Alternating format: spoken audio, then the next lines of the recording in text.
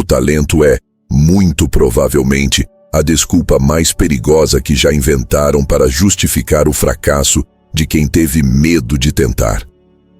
Se você passa os seus dias acreditando que o sucesso é uma exclusividade de quem nasceu com um dom especial ou de quem recebeu uma herança generosa, você já aceitou a sua derrota antes mesmo de entrar no campo de batalha.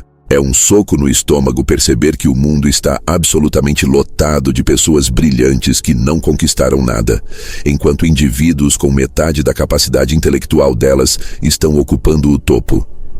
Maquiavel, séculos atrás, já tinha decifrado esse código.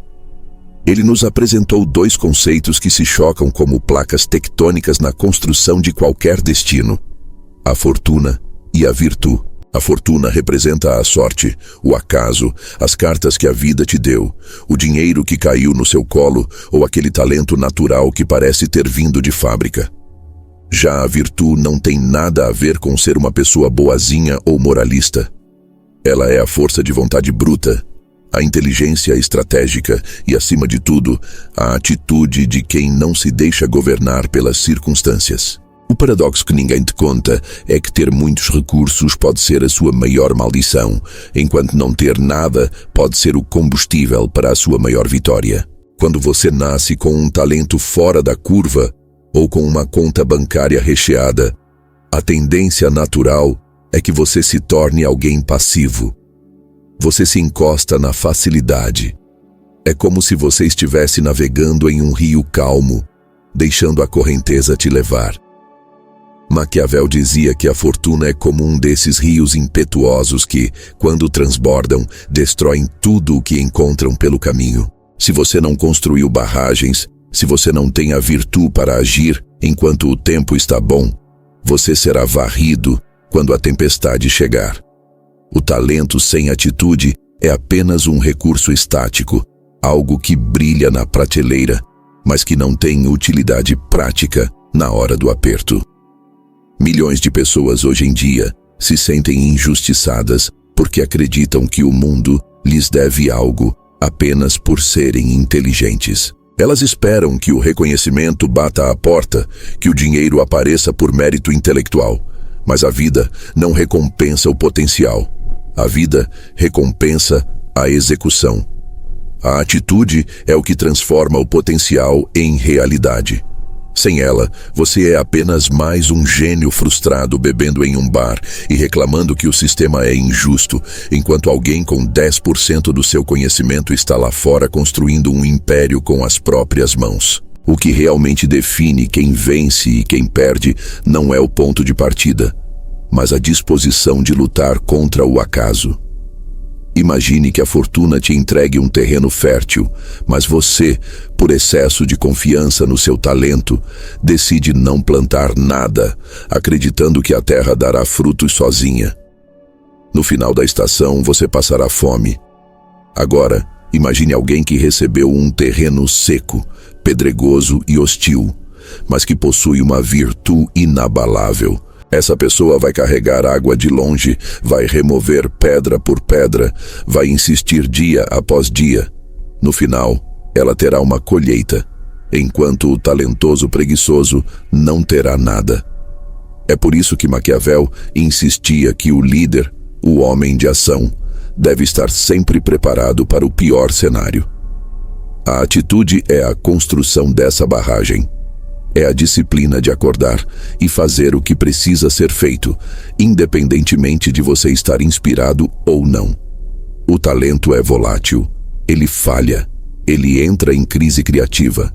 O dinheiro acaba, a inflação consome, a herança se dissolve.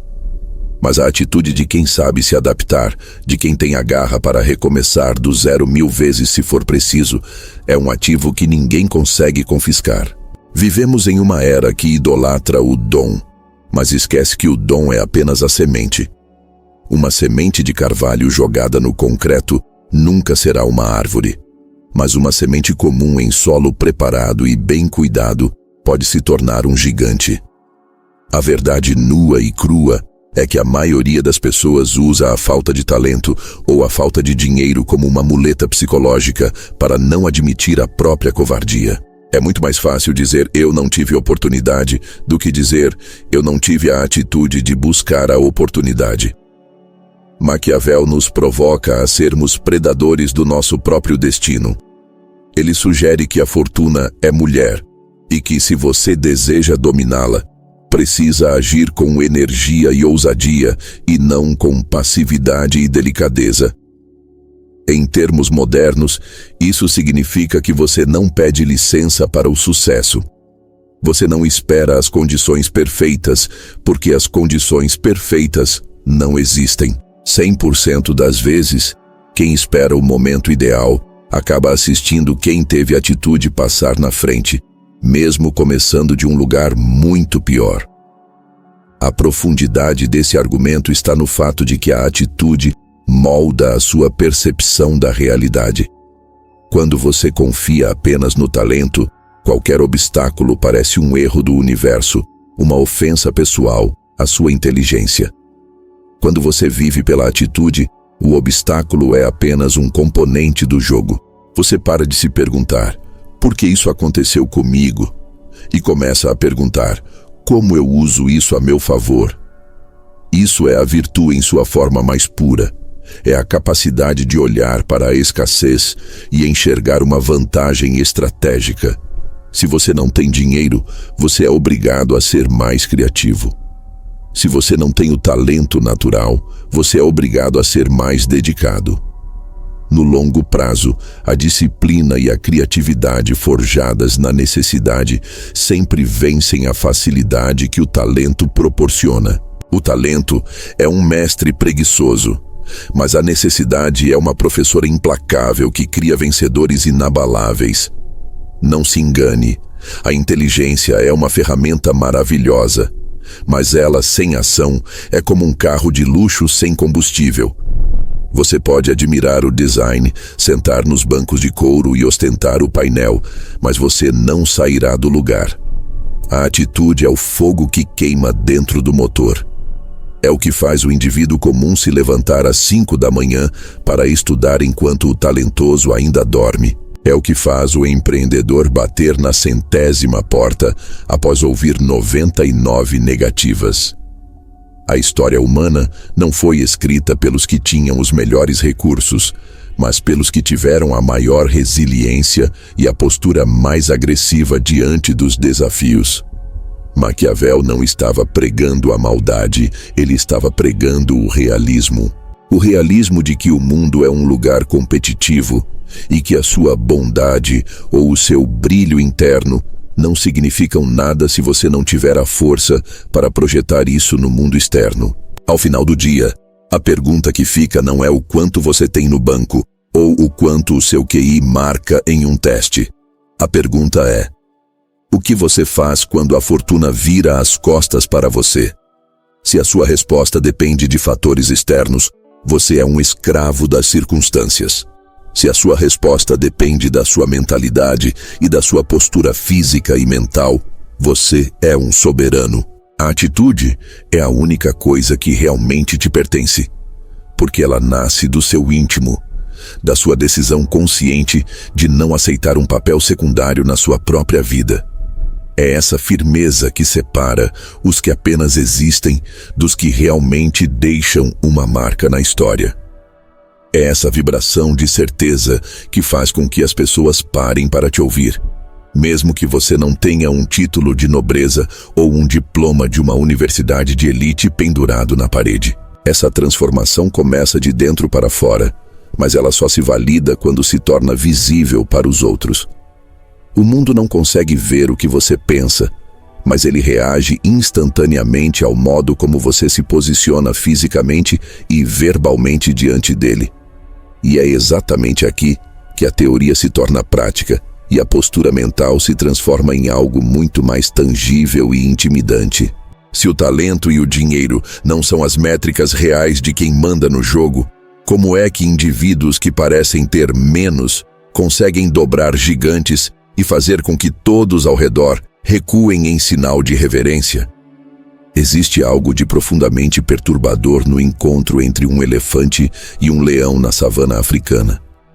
E essa cena contém a resposta para o mistério de por que algumas pessoas dominam ambientes inteiros, enquanto outras, muito mais preparadas, são apenas figurantes. O elefante é um gigante de 6 toneladas, uma montanha de músculos e ossos capaz de derrubar árvores centenárias e esmagar qualquer criatura sob suas patas de quase 1 metro de largura. Ele tem a memória de décadas, uma força física incomparável e recursos biológicos que o colocam no topo da hierarquia de poder material. No papel, o elefante é o dono de tudo. No entanto, quando ele avista a silhueta de um leão, que pesa pouco mais de 200 quilos, algo estranho acontece. O gigante recua. O elefante não foge porque o leão é mais forte, pois ele não é. Ele não foge porque o leão é maior, pois ele é 10 vezes menor. Ele foge porque o leão carrega consigo uma verdade interna que o elefante não possui. A certeza absoluta de que ele é o predador. E o mundo ao seu redor é a presa. O respeito, portanto, não é uma questão de massa muscular ou de saldo bancário, mas uma transação invisível de percepções, onde vence quem acredita com mais força na própria autoridade. Essa dinâmica se repete todos os dias em escritórios, reuniões de diretoria, salas de aula e até em encontros casuais na rua. Maquiavel entendia que os seres humanos julgam muito mais pelo que veem do que pelo que tocam, porque todos podem ver, mas pouquíssimos conseguem sentir o que você realmente é por dentro. O que as pessoas enxergam em você não é o seu diploma, a sua inteligência ou a sua conta bancária, mas a forma como você ocupa o espaço e a energia que você projeta ao falar. O respeito nasce no exato momento em que você decide que não será tratado como uma presa. Quando você entra em um lugar com hesitação, pedindo desculpas por existir, você está enviando um sinal químico e visual de que o seu território pode ser invadido. Você está sendo o elefante que, apesar de toda a sua capacidade, se sente vulnerável diante de qualquer rugido. O mundo não tem tempo para investigar se você é uma boa pessoa ou se você é um gênio incompreendido. O mundo simplesmente reage à postura que você apresenta no primeiro segundo de interação. O leão não precisa de um crachá de rei, ele não precisa gritar para que saibam quem ele é. E ele certamente não gasta energia tentando provar que é perigoso. A autoridade real é silenciosa. Ela se manifesta na economia dos movimentos, na firmeza do olhar e na ausência total de necessidade de aprovação. Quando alguém tenta provar demais que é importante, essa pessoa está, na verdade, gritando para o mundo que se sente pequena. O excesso de esforço para ser respeitado é a prova cabal da falta de respeito próprio. Maquiavel sugeria que um governante deveria preferir ser temido a ser amado. E se traduzirmos isso para a psicologia moderna, o temor não é o medo da violência, mas o medo de cruzar uma linha de desrespeito com alguém que claramente não aceita menos do que a dignidade absoluta. Esse limite invisível é estabelecido pela sua atitude. Se você permite que alguém interrompa a sua fala 10 vezes sem uma reação firme, você acabou de assinar um contrato social de submissão. Se você aceita tarefas humilhantes apenas para ser aceito no grupo, você está treinando as pessoas ao seu redor para que elas te enxerguem como um recurso descartável e não como uma presença indispensável. A anatomia do respeito passa obrigatoriamente pela forma como você lida com o conflito. O elefante recua porque ele vê o perigo e prefere a paz da fuga. O leão avança porque ele vê a oportunidade e prefere o risco da conquista. Na vida humana, o respeito é conquistado naquelas zonas cinzentas onde ninguém quer assumir a responsabilidade, mas você se levanta e diz: eu cuido disso. O talento é uma ferramenta excelente quando as coisas estão calmas, mas quando o caos se instala e a pressão sobe para 100%, o talento costuma se esconder atrás de teorias, enquanto a atitude toma as rédeas da situação. É por isso que vemos tantas pessoas comuns, sem recursos extraordinários, chegando a posições de comando inimagináveis. Elas não são as mais inteligentes, mas são as que menos hesitam.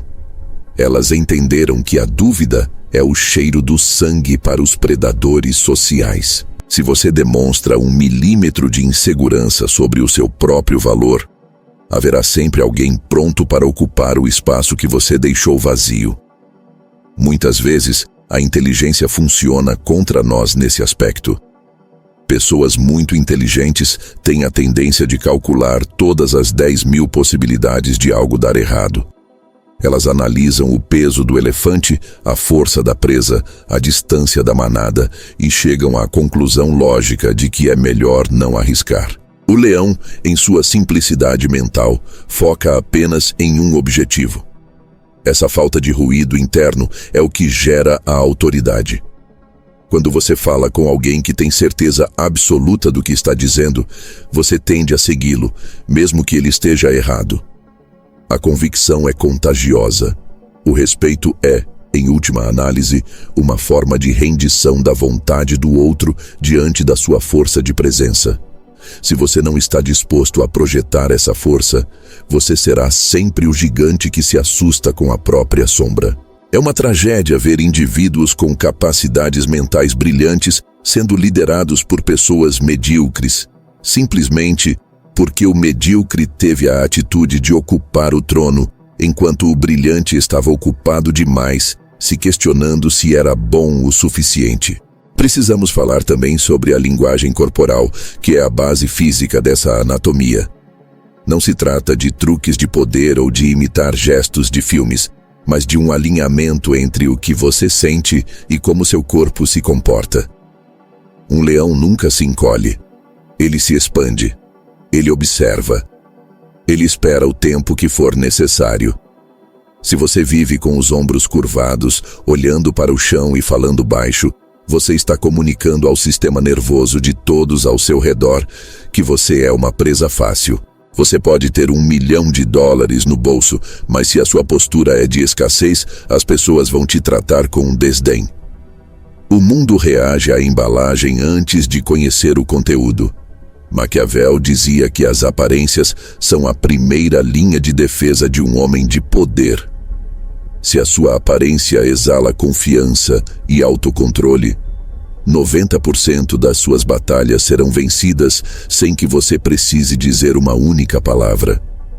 O elefante recua porque a aparência do leão não deixa margem para dúvidas. O leão não está ali para negociar. Ele está ali para dominar.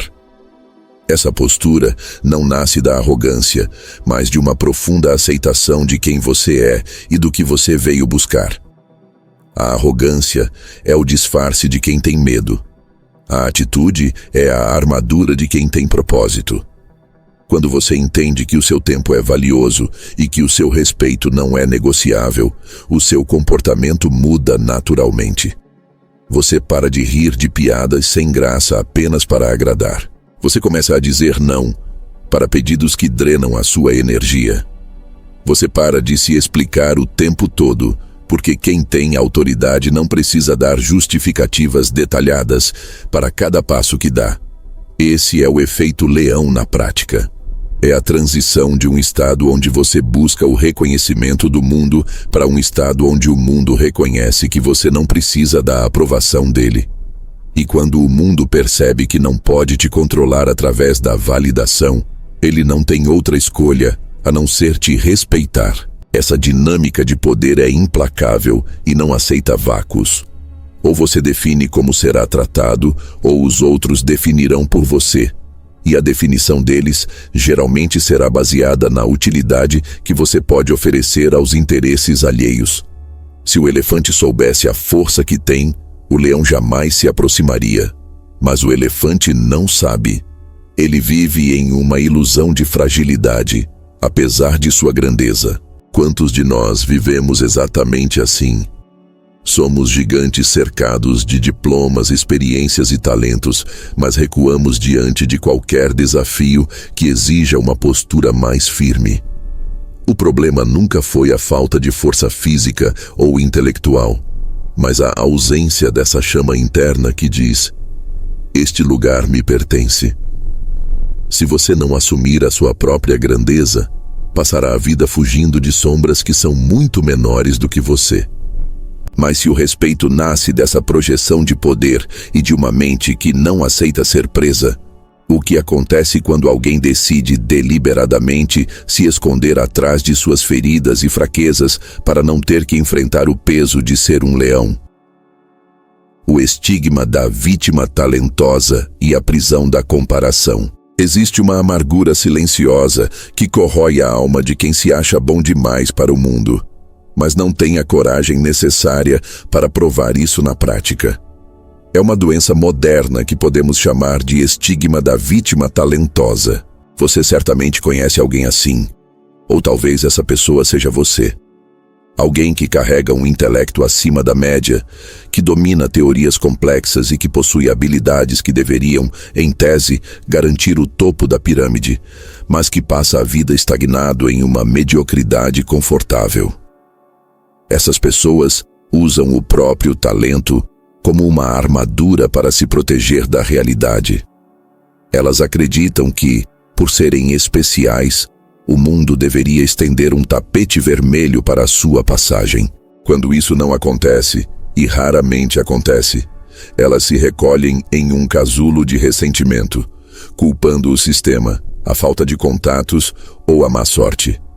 Maquiavel olharia para essa figura com um desprezo profundo, pois para o pensamento estratégico, o talento que não se traduz em conquista é apenas um fardo inútil. A vítima talentosa é aquela que se orgulha de suas ferramentas, mas tem pavor de entrar na oficina e se sujar com a graxa da execução. Essa postura cria uma prisão mental, onde a comparação se torna a grade principal.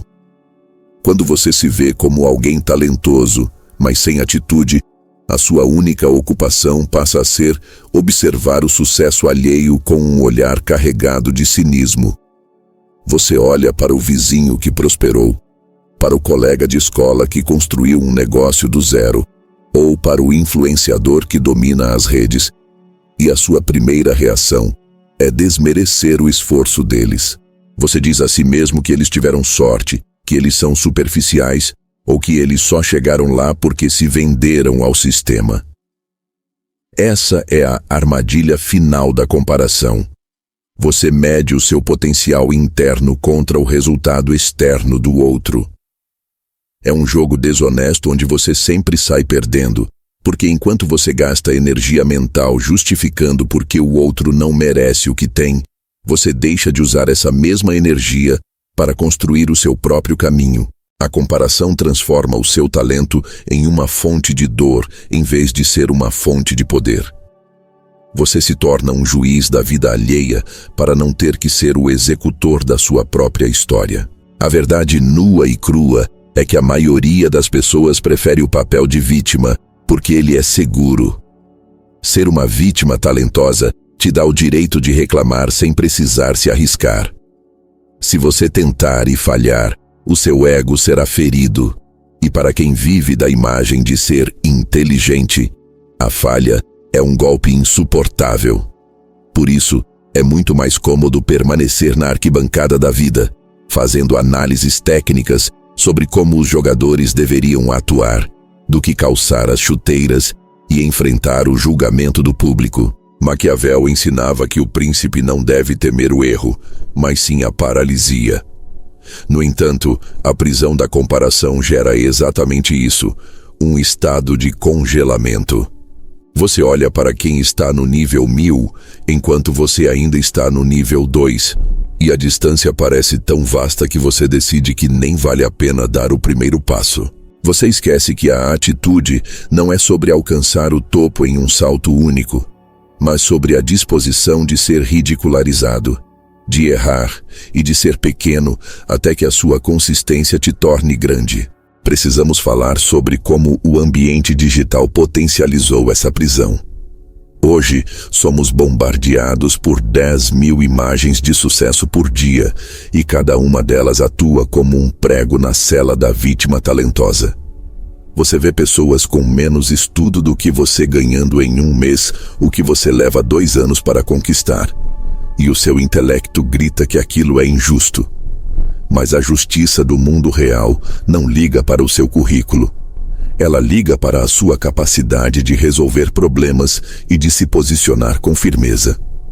Se você se sente injustiçado, você já perdeu a batalha da atitude. O ressentimento é o veneno que a vítima toma, esperando que o mundo morra, mas a única coisa que morre é a sua própria capacidade de agir. A pessoa de atitude não tem tempo para se comparar, porque ela está ocupada demais ajustando a própria estratégia. Ela entende que a comparação é o ladrão da alegria e, mais do que isso, o assassino da produtividade. Cada segundo que você passa monitorando a vida de quem você inveja é um segundo que você subtrai da construção da sua própria autoridade. Romper com esse estigma exige uma honestidade brutal. É preciso admitir que o seu talento, por si só, não vale absolutamente nada. O mercado, a vida e as relações humanas são campos de forças onde o que conta é a pressão que você exerce. Se você é um gênio, mas a sua presença é frágil e a sua atitude é de hesitação, você será atropelado por alguém que tem apenas 10% da sua capacidade, mas 100% de disposição para lutar. A atitude é o que dá peso ao talento. Sem ela, você é como uma pluma, bonita, leve e levada por qualquer vento de opinião alheia. A vítima talentosa vive em função do que os outros pensam. O homem de atitude vive em função do que ele decidiu realizar. Maquiavel nos lembra que é melhor ser impetuoso do que cauteloso, pois a vida favorece os jovens de espírito, aqueles que não têm medo de impor a sua vontade sobre o caos das circunstâncias. A prisão da comparação também nos faz esquecer que cada trajetória é única e que a única métrica que importa é o seu progresso em relação ao seu próprio ponto de partida. Quando você se livra da necessidade de ser melhor que o outro e foca em ser imparável na sua execução, o peso do estigma desaparece. Você para de se desculpar por não ter os recursos que o outro tem e começa a usar as pedras que estão no seu caminho para construir a sua base. A atitude transforma a escassez em uma vantagem competitiva. Quem tem tudo fácil nunca desenvolve a musculatura emocional necessária para liderar em tempos de crise. Já quem não tem nada, mas possui uma postura de leão, forja um caráter que nenhuma fortuna consegue comprar. O talento pode ser herdado ou dado pela natureza, mas a atitude é uma escolha que você faz a cada segundo, especialmente quando tudo parece dar errado. Portanto, o convite aqui é para que você assassine a vítima que mora dentro de você. Pare de se orgulhar do que você poderia ser e comece a ser avaliado pelo que você realmente entrega. Não deixe que o brilho das conquistas alheias ofusque a sua necessidade de agir. O mundo está faminto por pessoas que assumam a responsabilidade por seus destinos, sem dar desculpas, sem pedir permissão e sem se comparar com quem está em uma corrida diferente. O talento é apenas o ponto de partida, mas a atitude é o veículo que te leva ao destino. Quando você decide que a sua vontade é maior do que o seu medo do julgamento, as grades da prisão da comparação se dissolvem. Você deixa de ser um observador passivo da glória dos outros e passa a ser o arquiteto da sua própria soberania. E é justamente quando você assume essa postura individual de poder que algo mágico acontece no coletivo. Você para de ser alguém que precisa de guia e passa a ser o próprio guia para os outros. Essa mudança de perspectiva é o que separa o homem comum do líder natural, pois a força de uma atitude inabalável não termina em quem a pratica, ela transborda e altera a realidade de todos que estão ao redor. Se o segredo não está no que você possui, mas na coragem de agir apesar das comparações e das falhas, Como é que essa força interna se transforma em um tipo de liderança que não precisa de títulos para ser reconhecida, inspirando tanto o voo solitário da águia quanto o domínio coletivo do leão? Imagine que você está em um ambiente carregado de tensão, onde o medo é quase palpável e ninguém sabe para onde ir. De repente, uma pessoa entra no recinto. Ela não diz uma única palavra. Não carrega um distintivo no peito e não exibe um extrato bancário. Mas, no momento em que ela pisa naquele espaço, a atmosfera muda completamente. O ruído das reclamações diminui, a postura das pessoas se empertiga e uma sensação de ordem começa a substituir o caos. O que você acabou de presenciar não foi um truque de mágica, mas a manifestação física da liderança arquetípica. Maquiavel compreendia que o verdadeiro poder não é algo que você pede, é algo que você emana. Existe um tipo de liderança que não depende de títulos oficiais ou de nomeações de cargos. Ela depende exclusivamente da atitude que você decide carregar. É aqui que os símbolos da águia e do leão deixam de ser meras figuras da natureza e se tornam chaves mestras para entender como o comportamento humano influencia o coletivo, através de um fenômeno que chamamos de efeito contágio. A águia representa a liderança pela visão e pela distância estratégica. Enquanto todos os outros pássaros estão preocupados em disputar migalhas no chão ou em brigar por galhos baixos, a águia voa em uma altitude onde a confusão não a alcança. Ter a atitude da águia significa possuir uma clareza de propósito tão profunda que você simplesmente se recusa a participar de disputas pequenas. A maioria das pessoas gasta 90% de sua energia emocional reagindo a fofocas, intrigas de escritório e problemas insignificantes. Elas vivem no nível do pardal. A águia, porém, nos ensina que o respeito começa com a sua recusa em ser pequeno. Quando você adota essa postura, algo interessante acontece com quem está ao seu redor. As pessoas param de levar problemas irrelevantes até você. Elas percebem que a sua frequência mental está em outro patamar. Esse é o primeiro passo do contágio. A sua visão elevada obriga os outros a olharem para cima, tirando-os da lama das reclamações e forçando-os a enxergar o horizonte. Já o leão traz a liderança pela presença e pela integridade territorial. O leão não governa a selva porque ele é o mais rápido ou o mais inteligente, mas porque ele possui a atitude de quem é o dono do lugar. Essa autoridade não é barulhenta.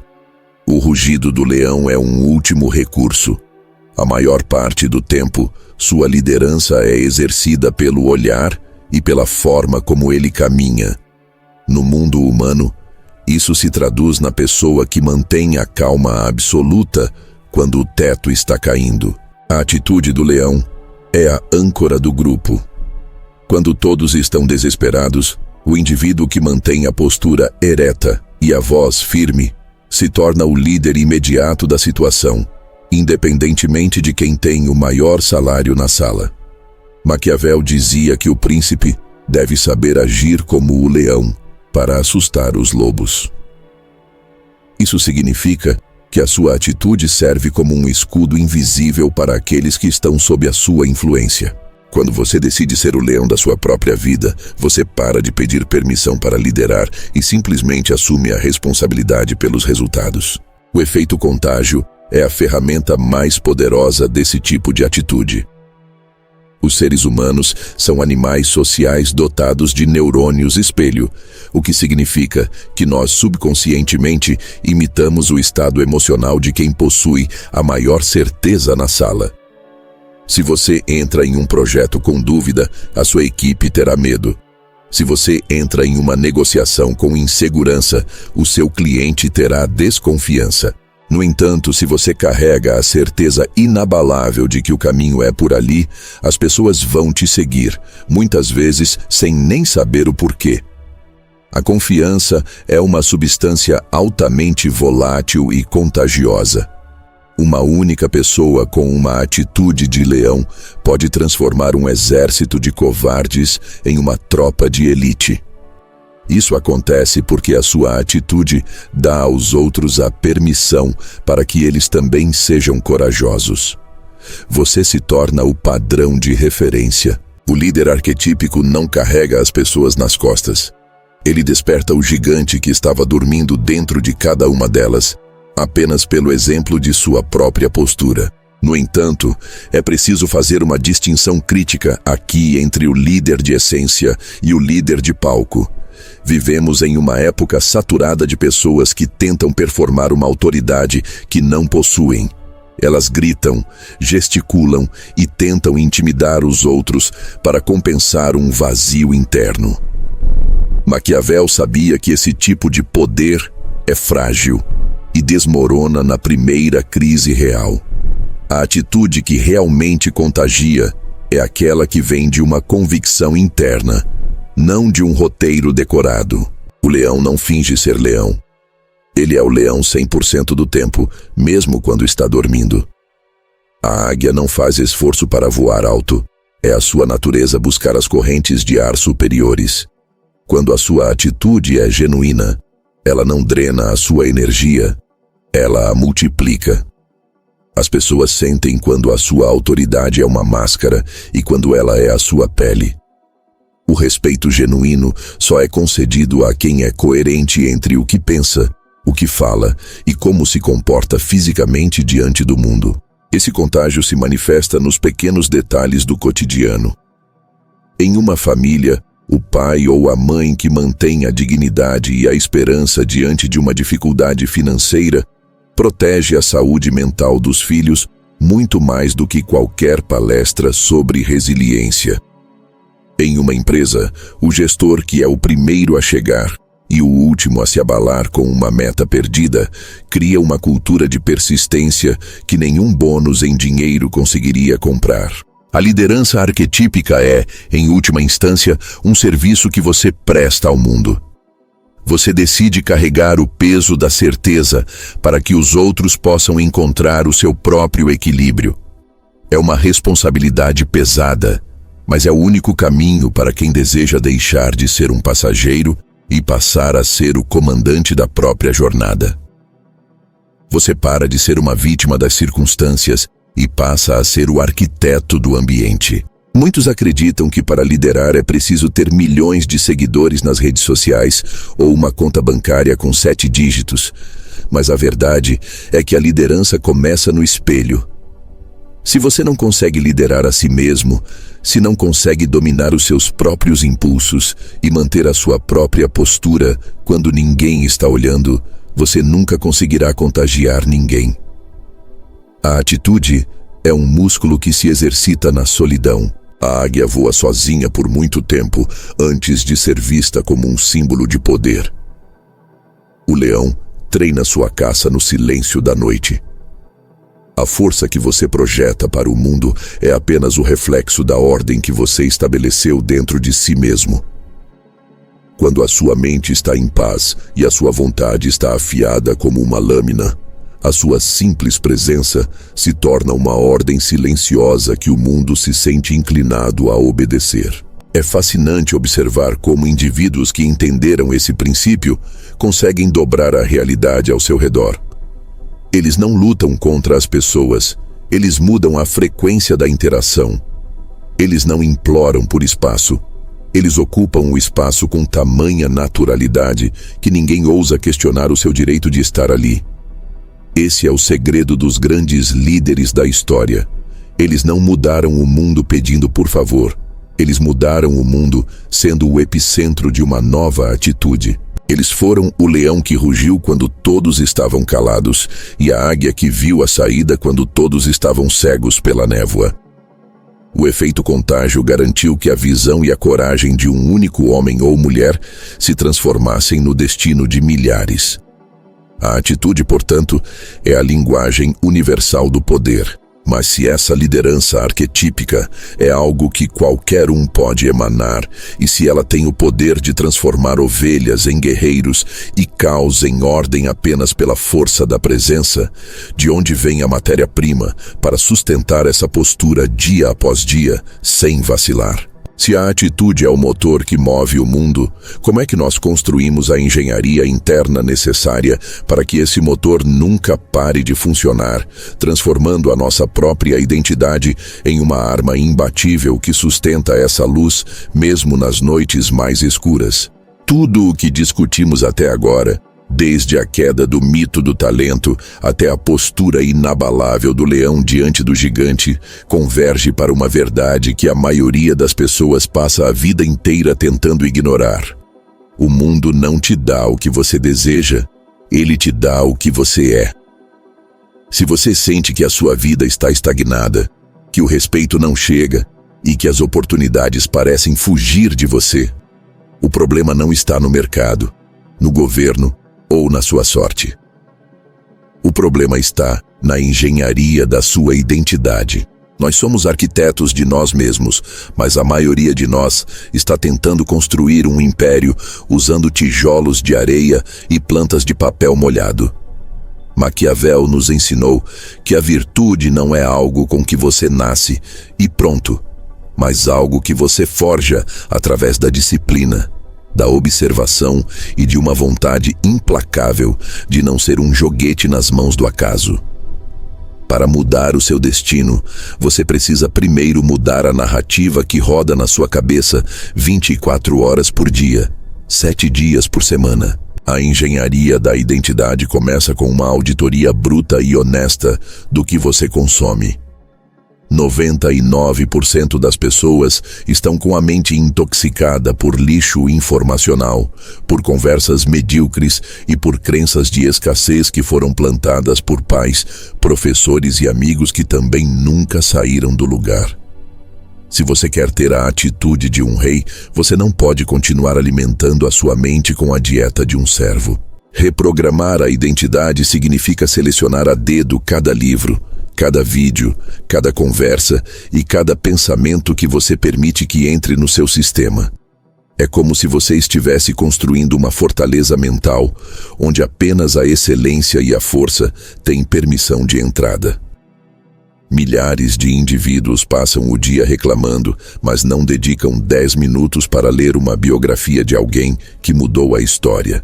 Eles esperam que a confiança surja do nada, como se fosse um milagre, sem entender que a confiança é o subproduto de um sistema de crença sólido e bem alimentado. Essa reprogramação não acontece apenas no campo das ideias, ela precisa ser ancorada em ações físicas e rituais diários. A mente e o corpo são um sistema único. Se você diz que é um leão, mas acorda ao meio-dia, vive de forma desorganizada e não consegue cumprir uma única promessa que faz a si mesmo, o seu subconsciente sabe que você é um mentiroso. A sua identidade é moldada pelas suas provas diárias. Cada vez que você acorda no horário que planejou, cada vez que você termina uma tarefa difícil e cada vez que você mantém a postura ereta em uma situação desconfortável, você está depositando uma moeda de confiança na sua conta bancária interna. Com o tempo, esses depósitos se tornam uma fortuna de autoridade que ninguém pode tirar de você. É 100% impossível ter uma atitude de poder se a sua rotina é uma sucessão de pequenas derrotas e desistências. A engenharia da alma exige que você seja o seu próprio mestre de obras mais implacável. Um dos pilares dessa transformação é o princípio do como se. Maquiavel sugeria que o homem que deseja alcançar a grandeza deve imitar os exemplos dos maiores que vieram antes dele. Não se trata de fingimento barato, mas de uma incorporação estratégica. Você precisa começar a agir como a versão de si mesmo que já conquistou tudo o que você almeja. Como essa versão de você caminha? Como ela fala? Como ela reage a uma crítica ou a uma perda financeira? Se você esperar ter sucesso para só então começar a agir com confiança, você nunca chegará lá. A ordem correta é: seja, faça e então você terá. A identidade precede o resultado. Se você se enxerga como um líder, a sua atitude naturalmente se tornará magnética. Se você se enxerga como alguém que está sempre lutando para sobreviver, o mundo continuará te mandando migalhas apenas para te manter vivo, mas nunca próspero. Outro ponto crucial na engenharia da identidade é o controle do ambiente. Você pode ter a melhor programação mental do mundo, mas se você vive cercado por 10 pessoas que pensam como ovelhas, a sua tendência será começar a balir com elas. O leão não tenta convencer as hienas a mudarem de vida. Ele simplesmente não anda com hienas. Afastar-se de ambientes que sugam a sua energia e diminuem a sua visão não é um ato de arrogância, é um ato de sobrevivência estratégica. Maquiavel entendia perfeitamente que as alianças que fazemos definem a nossa percepção de poder. Se você quer rugir, precisa estar perto de quem não se assusta com o som da sua voz. Muitas vezes, o seu crescimento será barrado por pessoas que te amam, mas que têm medo da sua nova versão, porque ela escancara a covardia delas. Nesse momento, a sua atitude deve ser de uma fidelidade inabalável ao seu próprio propósito, mesmo que isso signifique caminhar sozinho por algum tempo. A verdadeira ferramenta de poder é a soberania sobre os seus próprios pensamentos. A maioria das pessoas é escrava das emoções do momento. Se algo dá errado, elas entram em desespero. Se algo dá certo, elas ficam eufóricas e relaxam. A engenharia da identidade cria um indivíduo que é o centro de gravidade da sua própria vida. Você se torna alguém que observa as emoções, mas não é controlado por elas. Isso é o que Maquiavel chamaria de ter a sabedoria da raposa e a força do leão. É a capacidade de analisar o cenário com frieza, ajustar a rota e agir com uma determinação que parece sobre-humana para quem está de fora. Quando você atinge esse nível de controle interno, a sua atitude deixa de ser um esforço e passa a ser a sua essência. O respeito que o mundo te oferece é apenas o eco do respeito que você conquistou diante do seu próprio espelho. Estamos falando de uma reconstrução completa. Não basta mudar a capa do livro se as páginas continuam cheias de dúvidas e autossabotagem. Você precisa queimar os rascunhos antigos e começar a escrever a sua história com a tinta da convicção absoluta. Isso exige coragem para enfrentar as suas próprias sombras e admitir onde você foi frouxo, onde você foi preguiçoso e onde você foi pequeno. Mas a recompensa dessa engenharia é a liberdade total. Quando você não depende mais da aprovação alheia, do dinheiro fácil ou do talento natural para se sentir poderoso, você se torna perigoso para o sistema. Você se torna um líder que ninguém consegue comprar e um predador que nenhuma ameaça consegue paralisar. A vida deixa de ser um peso e passa a ser um jogo onde você conhece as regras e dita o ritmo das jogadas. Portanto, a pergunta que encerra este ciclo não é se você tem o que é preciso, mas se você tem a coragem de construir o que é preciso. O trono da sua vida está vago.